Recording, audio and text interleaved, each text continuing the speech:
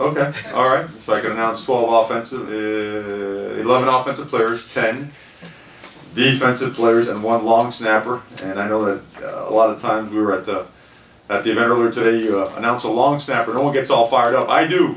All right, those guys are important. And I thought it was neat. It's the first time I ever saw a highlight film that actually showed the long snapper just whipping 5-6 snaps back there. I thought it was a riveting experience for everybody there. But that being said, the amount of size and power that we had up front of the offensive line was critical. Certainly got ourselves more vertical, horizontal, much more length and range, our wingspans, power. I think we have a great offensive line right now. These guys will complement it really well and certainly will push us to get better and push for playing time and be contributors. Certainly at the quarterback position, Tyler's already here, has been here, and I think it's already pretty evident he's going to be a great football player and a great leader. Tremendous athlete, smart, hard worker, tremendous personality, really the right kind of guy. He's made of the right stuff.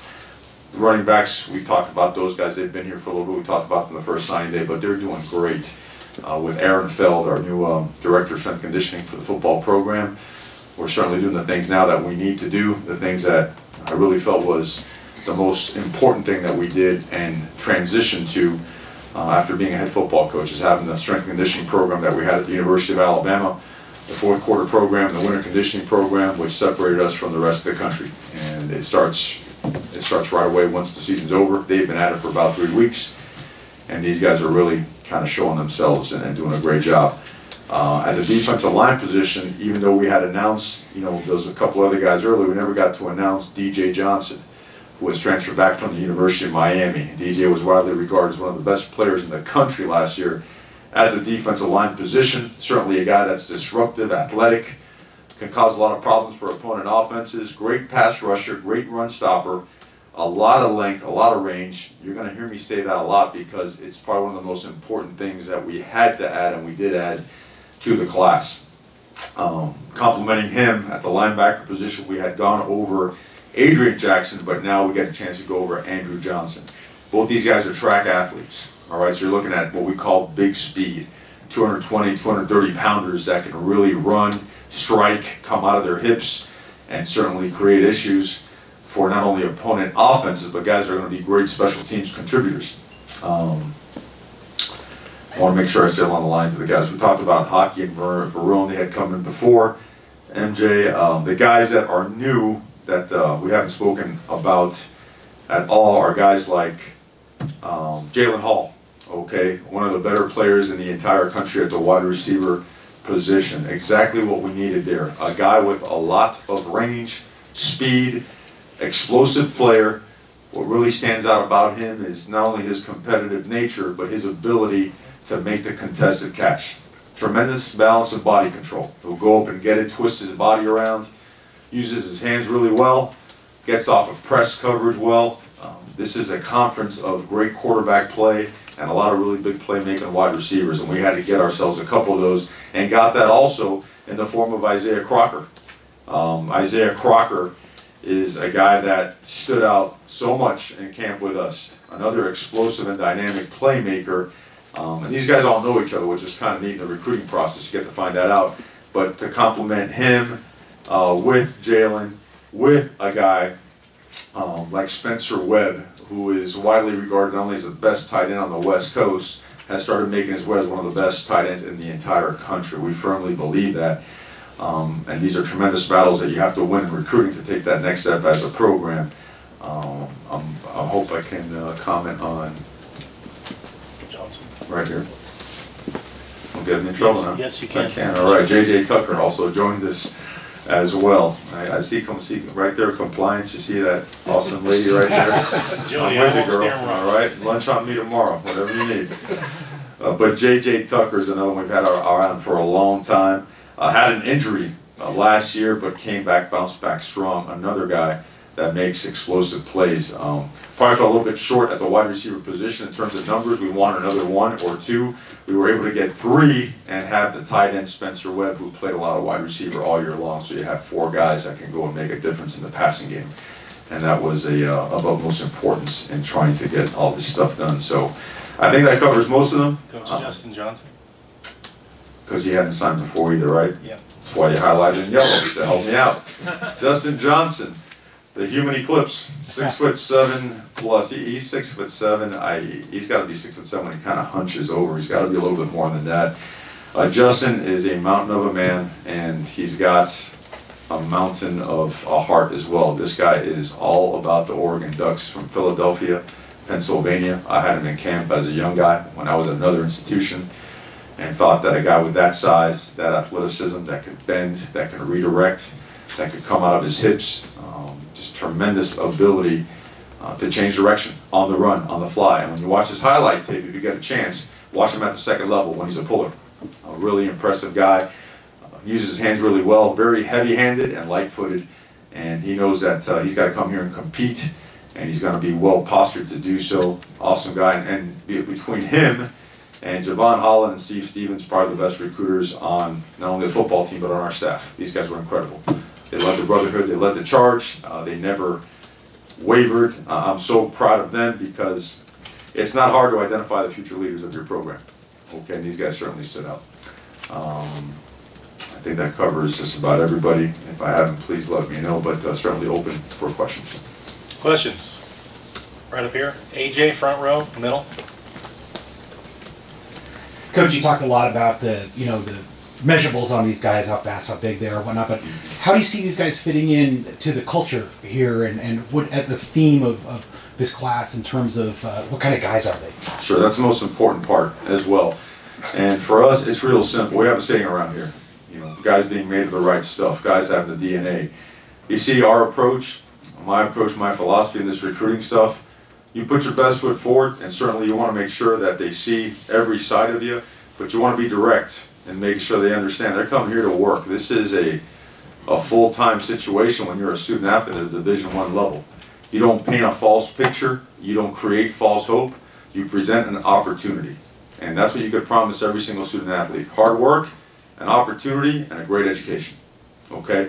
And if a guy comes in with a great attitude and gives their best effort, they have no other choice but to be successful. So when we vet these guys, we're real thorough. We make sure that we not only spend time around them when we're at their school, we go to their houses. We've seen them in competitive situations. We've seen them under fire. We've seen them under the bright lights, and we've seen how they have responded. So we feel very confident in the way that they approach the game, the way they approach the educational side, academics, the way they conduct themselves off the field.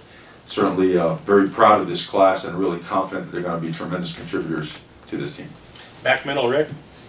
Coach, curious about the recruiting process. I understand with regime change in the middle of the cycle, it complicates things a bit, but having gone through it now with the early signing period, what would you consider to be the pluses and the minuses of the change? Of the early signing period? Of the early signing period, yeah. Well, if you have a game right before that early signing day, that's a problem because you miss out an entire week. You have to go get set up at the bowl site. In our case, but no one was to know, so I'm not blaming anyone or trying to put any of this on anyone else. But the problem is that when you gear the entire recruiting season to have all of your commitments here on a particular day, and you've had them cancel every other potential event that they may have and blocked out your season dates so that they have to come on that day, that's a problem that's sprung on you at the end. So that was something that we were faced with, others weren't. And at the same time, again, you have the settling kind of effect of, you have certain guys signed and you know that they're secure, but overall, it's going to be trial and error for a couple of years. I got to believe that. It's hard to say what are the pluses and minuses until we go through a couple of cycles. And as much as, some people want to complain about the old cycle, one thing it did do, it stood the test of time, right? We knew the warts that came with it. We knew the pluses that came with it. So we dealt with it. Now we're dealing with a whole, new aspect that we just have to continue to learn more, educate each other and ourselves, and find ways to get it done. Tyson on the right, middle. Mario, you came to Oregon with a reputation as a recruiter. How has that changed, or how have you changed since you've gone from an assistant coach with a reputation as a recruiter to now a head coach? How have you changed in that? Well, it doesn't change, and I think you're seeing more and more throughout the country. But we all know that recruiting is the lifeline of any program. It's the lifeline because, remember, the three parts that make it up, right? You're looking at talent acquisition and player development, and then talent personnel usage. You look at, well, if you can't get the guys, it's not going to look like you want it to look. What's hard as a head coach now is that you're not granted the 6 contacts that you would as an assistant coach. So you have one shot in that house. You don't get around the guys as much as the assistant coaches do. When this change came about, what was it, 2007, I do believe, it was very difficult for me. I was a head coach at FIU, and I always wanted to have my set of eyes on a guy when he's playing a game or practicing. And when you're a head coach, you don't have that. You have to rely on film. Well, film is never the same as live evaluation. That's an adjustment, but it's an adjustment that the 132 guys have to make, and it's fine. It's part of it. Now you will see our coaches and compliance will approve. We can do this in the springtime. We go out with camcorders and film every waking moment of every person we're recruiting. So I could have 9,000 reps on everyone out there, and I could know how they tie their shoes, how they bend over to stretch. I could see it all. And that way I can feel more comfortable on certain parts of the process. So I know it's a long answer to a short question, but I hope it makes sense. All right, Jerry? Yeah, Coach, another question about evaluation. You know, a guy like Marcus Mario, what was it, 3 or 4 star at the best? And if you look at this sheet and you see that you're kind of aware maybe of the 5 stars who've signed elsewhere, and you look at some of your guys, do you kind of laugh, or do you kind of, are there some here you think that really should be higher stars than maybe what some of the recruiting sites show them? And just any anecdotes that way of maybe somebody that wasn't highly regarded that really, in your coaching career, really made it a big difference? I think if you start paying attention to the stars, you're going to get yourself in a pickle, because you start kind of wishing in one hand and not really figuring it out, you know, on the other side. So the class is, I don't know what ends up being ranked top 15, top 12, who knows by the end of the day. I know it's one of the top classes in the country. I know that when you look at position by position, for the most part, we got the top guys in the areas that we targeted.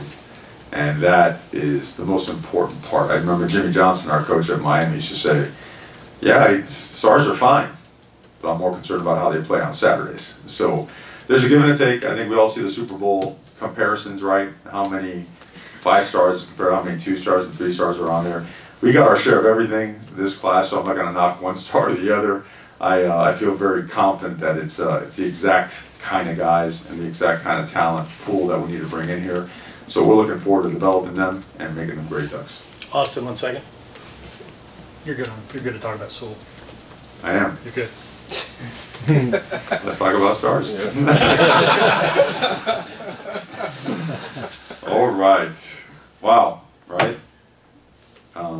As I'm an offensive line coach by trade, and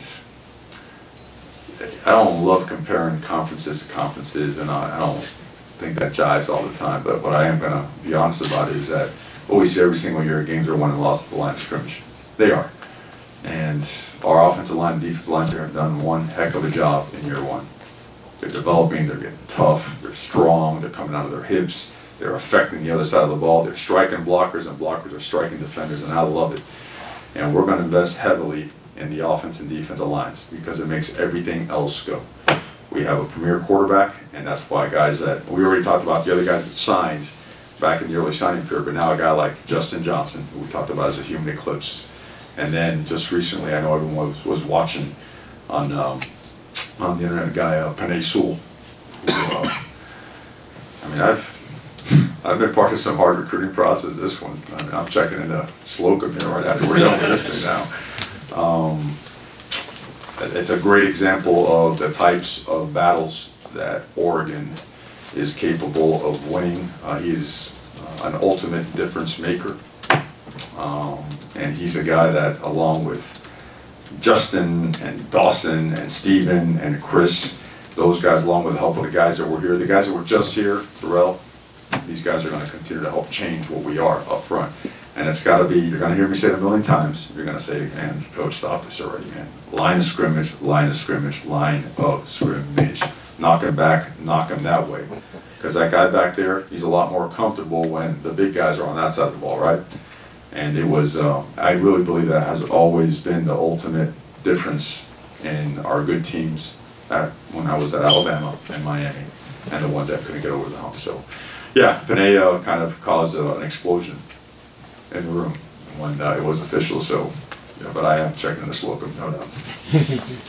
Austin on the right. Mario, what was it like to go from working for Willie Taggart to recruiting against Willie Taggart head-to-head for some guys who had been committed here? Was that a weird dynamic? Not at all. Not at all. I think everyone knows that this is, as long as you keep things professional, it is what it is. It's part of the industry, you know. And when you look at the dynamics of where certain kids are located and where they're not, is you strategically, you know, set your plan and you go execute it. So I don't say, oh, Willie Taggart was very good to me. I understand, you know, the process that go with it, and I understand that there's a dynamic there that is interesting, you know, especially from a media standpoint. But from a personal standpoint, there's none. He was always good to me and my family and whatnot. So I wish them the best. Front left, Matt. When DJ announced he was going to transfer to here, he also talked about being able to maybe play right away. Mm-hmm. Is that something that you feel like is not a realistic situation? Something that I cannot comment on. You can comment, but it's up to you what you want to say. You're allowed to comment.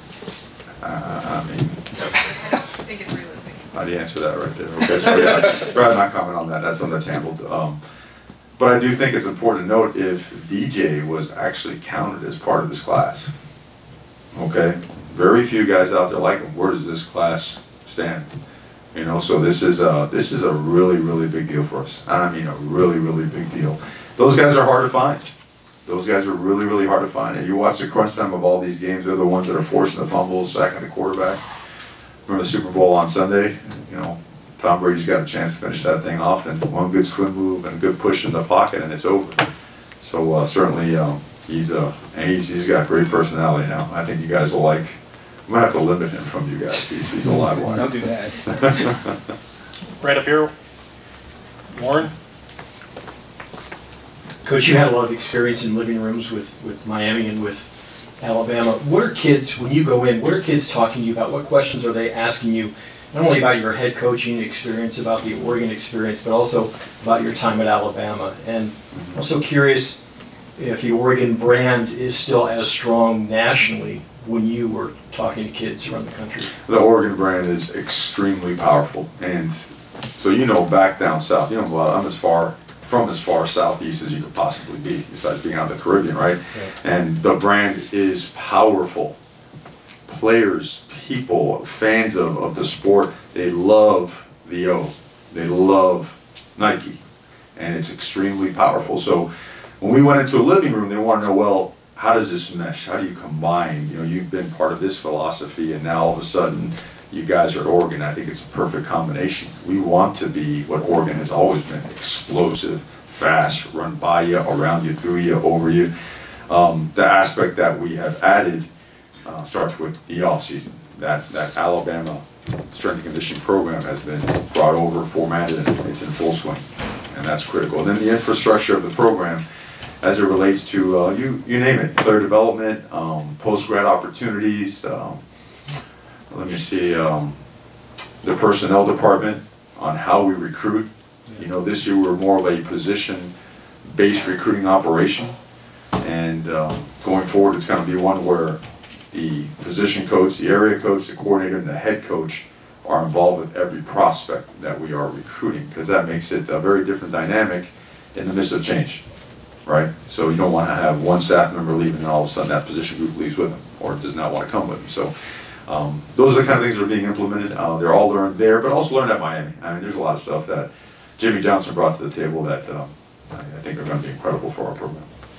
On the right, Steve, second row. Mario, add Sewell to this list. Do you anticipate any more, and are you waiting to hear from some people at this point? There could be.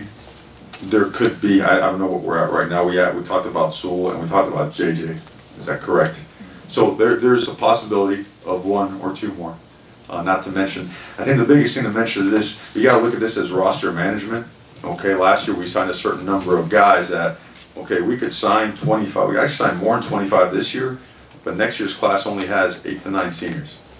Okay, so that's where your pinch is. That's where the salary cap in college football dictates what you can do on a certain year.